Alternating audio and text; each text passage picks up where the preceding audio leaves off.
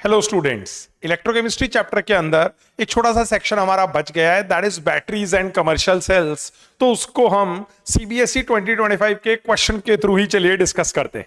देखिए यहां इन्होंने क्या किया हुआ है, हमारे सामने एक कॉलम के अंदर फर्स्ट कॉलम में 4 तरीके की बैटरीज लिखी हुई हैं, साथ में उनके 4 एप्लीकेशंस लिखे हुए हैं। हमें इनको अप्रोप्रिएटली मैच करना है।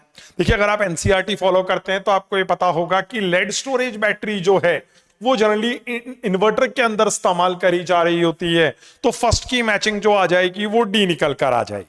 अब अगर फर्स्ट की मैचिंग डी आ रही है तो देखिए उसके कॉरस्पॉन्डिंग वैसे एक ही ऑप्शन दिया हुआ है, तो अगर आपको सारे मैचेस नहीं भी याद थे, कोई भी एक मैच याद होता तो भी आपका काम चल जाएगा।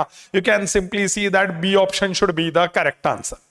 ठीक है, लेकिन अगर मैं सारी ही मैचिंग्स की बात करूं तो हम देखते हैं lead storage battery used in inverters. Then हम बोल सकते हैं मरकरी सेल जो है उसका इस्तेमाल जनरली आप स्मॉल सोर्सेस के लिए यूज किया जाता है, जैसे हियरिंग एड्स या watches, something like that. Dry cell जो है ये अपनी नॉर्मल बैटरी होती है जो कई बार हम वॉल क्लॉक वगैरह के अंदर यूज करते हैं। एंड फ्यूल सेल की अगर मैं बात करूं तो जो स्पेस प्रोग्राम्स वगैरह होते हैं वहां पे फ्यूल सेल को यूज किया जाता है। तो this is going to be the correct matching. एक एक करके अपन सेल्स के बारे में थोड़ी बहुत बातचीत करते हैं ताकि हमें इससे डिटेल्ड क्वेश्चन को भी आंसर करने का तरीका समझ में आ जाए। ओके, तो first cell that I am going to discuss here is your lead storage cell. Lead storage cell के अंदर क्या होता है, चलिए ये देखते हैं एक बार। Talking about the first one, क्या नाम बोला मैंने, lead storage cell. Lead storage cell के अंदर क्या रिएक्शंस होकर आ रहे होते हैं एक बार देखते हैं। देखिए एक रिएक्शन एनोड पे होएगा, that is going to be oxidation. एक रिएक्शन कैथोड पे होगा, that is going to be reduction. Anode पे क्या रिएक्शन होकर आ रहा होता है, चलिए देखते हैं एक बार। तो basically the reaction is PB combining with sulphate ion and it is going to produce PbSO4 plus 2 electrons. देखिए एनोड है, ऑक्सीडेशन होना चाहिए था, हो भी रहा है यहां पे। कैथोड की अगर मैं बात करूं तो कैथोड पे डेफिनेटली क्या होने वाला है, रिडक्शन। यहां हम देखते हैं कि अपने पास में ये जो मटेरियल है ये एनोड की तरह बिहेव करता है। कैथोड की तरह कौन सा वाला मटेरियल बिहेव करेगा, तो the material is going to be PbO2। ये PbO2 क्या करेगा, ये कन्वर्ट होएगा PbSO4 के अंदर। किस रिएक्शन के थ्रू होकर आएगा देखते हैं। तो मैं कह रहा हूं ये किसके साथ कंबाइन करने वाला है, तो I want to say that this is going to combine with 4H plus, साथ में आ जाएगा कौन, सल्फेट आयन। ये आपस में कंबाइन करके क्या फॉर्म करने वाले हैं, this is going to form PbSO4। ये बनकर आएगा और साथ में अपने पास जो बनकर आ जाने वाला है that is going to be 2H2O form होकर आ जाएगा। This is going to be the reaction. यहां हम देखते हैं कैथोड के रूप में किसको इस्तेमाल किया जाता है, PbO2 को इस्तेमाल किया जाता है। और एक ये वाली बात भी याद रखेंगे कि 38% कंसंट्रेटेड H2SO यूज किया जाता है एज इलेक्ट्रोलाइट। ये भी हमको याद रखना है कि जो लेड स्टोरेज बैटरी है या लेड स्टोरेज सेल है ये एक सेकेंडरी सेल बोला जाता है। सेकेंडरी सेल क्यों, क्योंकि हम ऐसा देखते हैं सेकेंडरी सेल्स का मतलब ये कैसे होते हैं, रिचार्जेबल होते हैं।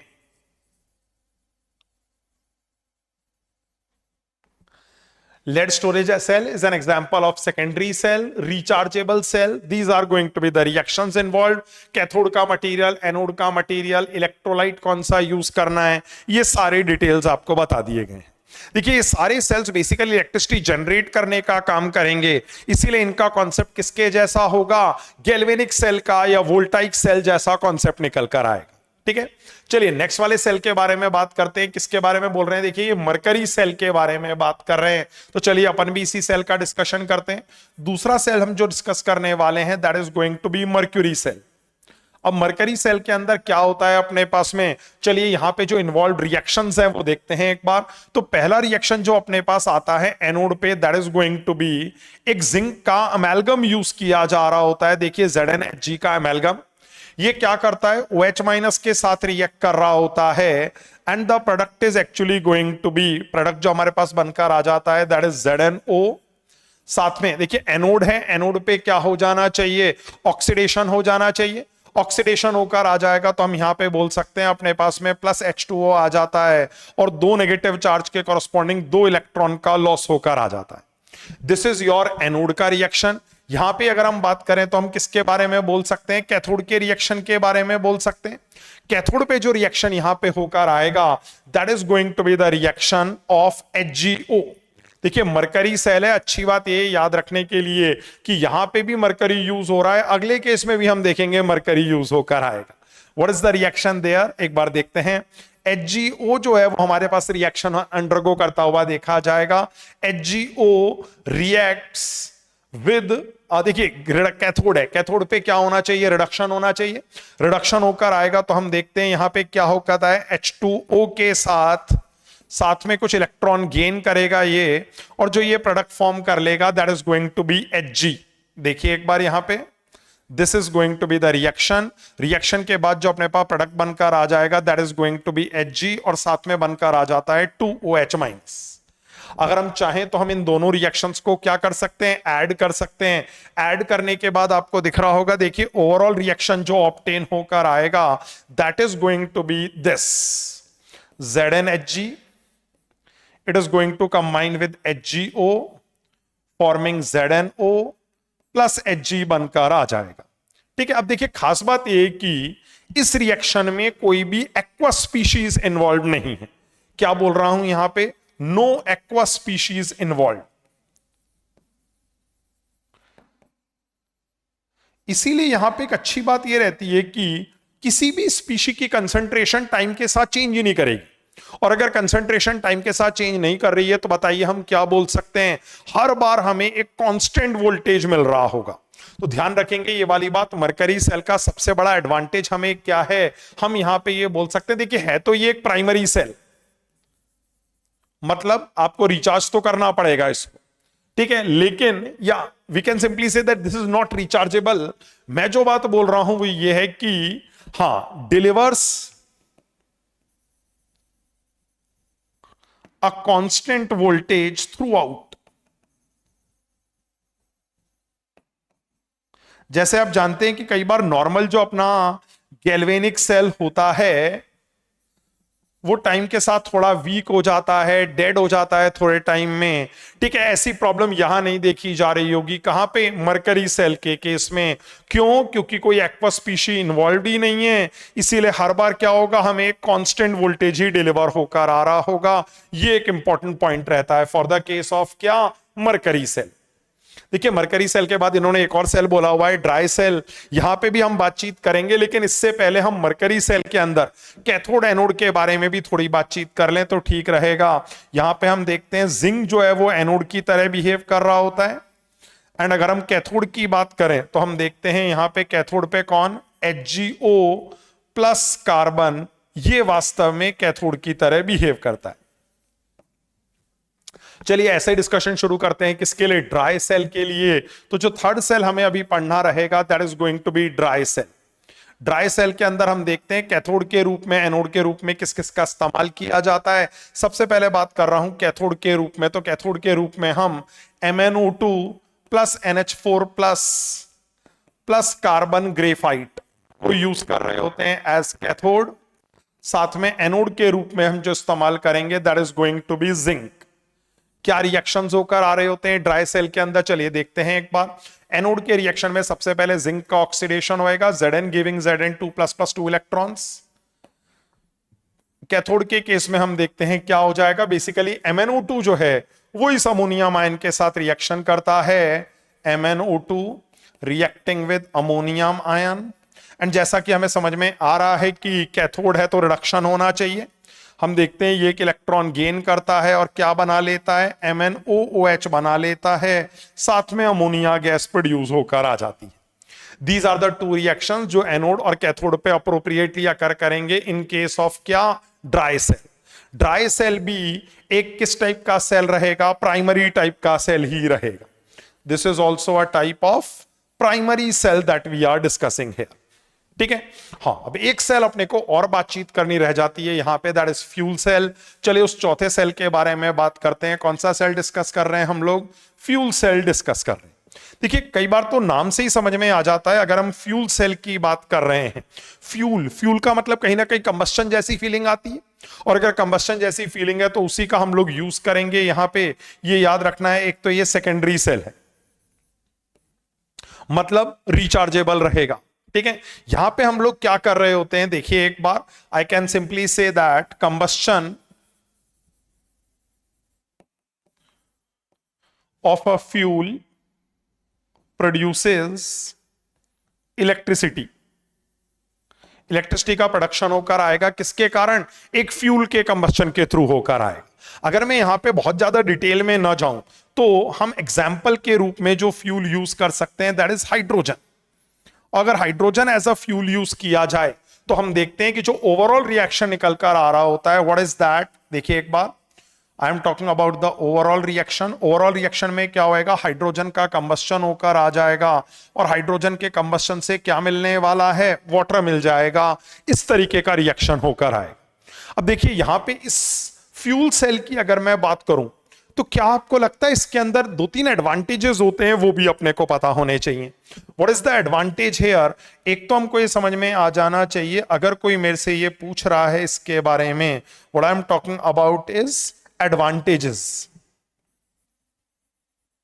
तो क्या आपको लगता है एक तो एडवांटेज ये है कि जो प्रोडक्ट है उसके कारण कोई पोल्यूशन नहीं होने वाला, वरना जब भी हम फ्यूल के कंबस्टन की बात करते हैं या थर्मल पावर प्लांट्स वगैरह के अंदर इलेक्ट्रिसिटी मैन्युफैक्चर की बात करते हैं तो हमें ये पता है वहां पे क्या होता है, कोई ना कोई फ्यूल बर्न करी जा रही होती है, बहुत सारी हीट लिबरेट होती है, लेकिन उसे पानी को गर्म करने में यूज कर लिया जाता है। ठीक है, इसीलिए कई बार एफिशिएंसी भी बहुत अच्छी नहीं आती। तो यहां पे ये दो बेनिफिट रह रहे होते हैं, एक तो हम ये बोल सकते हैं कि ये प्रोसेस कैसा है? पोल्यूशन फ्री है। और दूसरा मैं यहां पे क्या बोल रहा हूं कि जो एफिशिएंसी निकल कर आ रही होती है दैट इज क्लोज टू 70%। साथ में ये भी बोल देता हूं क्या, in thermal power plant it is around 40%। तो बताइए अच्छी बात ये होकर आ रही है ना यहां पे कि अपने पास में एक तो एफिशिएंसी ज्यादा है, दूसरा पोल्यूशन की कोई प्रॉब्लम नहीं होकर आ रही है। These are the main advantages that we observe for fuel cell. तो यहां पे चार तरीके के सेल्स के ऊपर बेस्ड ये मैच द कॉलम का क्वेश्चन था। मैच तो हमने बहुत पहले ही कर लिया था, लेकिन हम उसके बाद ये चारों सेल्स को थोड़ा डिटेल में पढ़ना शुरू कर दिए ताकि हमको आगे भी अगर कोई क्वेश्चन इन सेल्स से रिलेटेड आए या इन सेल्स की थ्योरी से रिलेटेड आए तो हम उसे इजीली हैंडल कर पाए। ठीक है, चलिए देखते हैं। सीबीएसई ने इसके ऊपर एक और क्वेश्चन पूछा हुआ है, ये इसी कॉन्सेप्ट से रिलेटेड कुछ पूछा हुआ है, तो देखते हैं ना। देखिए ये जो क्वेश्चन है इसके अंदर ये आयरन से रिलेटेड कोरोजन की बात कर रहे हैं, और ये कह रहे हैं कि आपको कोरोजन प्रिवेंशन करवाना है, किसका? आयरन का। उसके लिए देखिए आपको एक वोल्टेज दिया हुआ है, अब आपको उसको प्रिवेंट करने के लिए दो मटेरियल्स दे दिए गए हैं, पी एंड क्यू। पी का जो एसआरपी डेटा है वो इतने के बराबर है, क्यू का जो एसआरपी डेटा है वो इतने के बराबर है। आपको यह बताना है कि किसकी कोटिंग कर दी जाए सरफेस के ऊपर ताकि क्या हो जाए? कोरोजन प्रिवेंशन होकर आ जाए। ठीक है, अब ये वाली बात हमें समझ में आ जानी चाहिए कि जो P2+/P है, क्या आपको लगता है ये मोर रिएक्टिव लग रहा है? हां, क्योंकि इसका एसआरपी कम है। एसआरपी कम है मतलब इलेक्ट्रोकेमिकल सीरीज में ऊपर की तरफ लाए करेगा, जहां ज्यादा रिएक्टिव लोग लाए करते हैं। ये जो मटेरियल है ये रिलेटिवली कैसा है? लेस रिएक्टिव है। अब ये आपको रियलाइज होना चाहिए कि अगर आपने क्या कर दिया, P2+ की कोटिंग बना दी आयरन के ऊपर, ये देखिए इसे मान लीजिए ये रहा आपका आयरन का ऑब्जेक्ट, और उसके ऊपर आपने क्या कर दिया? P की कोटिंग बना दी। ये देखें, दिस इज Fe, यहां आपने क्या किया है? P की कोटिंग बनाई हुई है। No what is going to happen, आपको दिख रहा होगा P ज्यादा रिएक्टिव है, तो हम बोल सकते हैं वहां पे क्या होएगा? ऑक्सीडेशन होकर आएगा, और उसके रिलेटिव आयरन कैसा हो जाएगा? कैथोड की तरह बिहेव करने लगेगा। और अगर कैथोड की तरह बिहेव करने लगेगा तो हम बोलेंगे आयरन का कोई कोरोजन नहीं होकर आएगा। No oxidation, so no corrosion.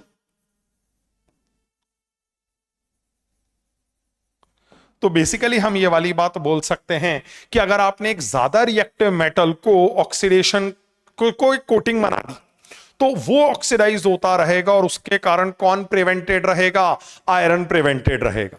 तो यहां हम ऐसा देख सकते हैं कि जो पी वाला मेटल है वो ज्यादा रिएक्टिव है, उसकी कोटिंग बनाने से क्या होएगा? प्रिवेंशन बेटर हो पाएगा। वो अपना बलिदान दे देगा किसको प्रोटेक्ट करने के लिए? आयरन को प्रोटेक्ट करने के लिए। इस तरीके के मेथड को कई बार सेक्रीफिशियल मेथड या कैथोडिक प्रोटेक्शन के नाम से भी बुलाया जा रहा होता है। और खास बात यह है कि देखिए, अगर पी की कोटिंग में थोड़ा सा क्रैक भी आ जाए तो भी आपको पता है अंदर का जो आयरन है वो कहेगा मैं तो कैथोड की तरह बिहेव कर रहा हूं, इसीलिए मेरा तो ऑक्सीडेशन ही संभव नहीं है। तो बताइए, ऑक्सीडेशन तो हर केस में किसका होने वाला है? पी का होने वाला है। कौन प्रिवेंटेड रहेगा? आयरन प्रिवेंटेड रहेगा। आयरन का कोई कोरोजन होने वाला नहीं है। Okay, that is all about electrochemistry from our side. अगर आप थोड़े क्वेश्चंस प्रैक्टिस कर लेंगे तो इस चैप्टर के ऊपर और अच्छी मास्टरी ऑब्टेन कर सकते हैं। That is it. Thank you.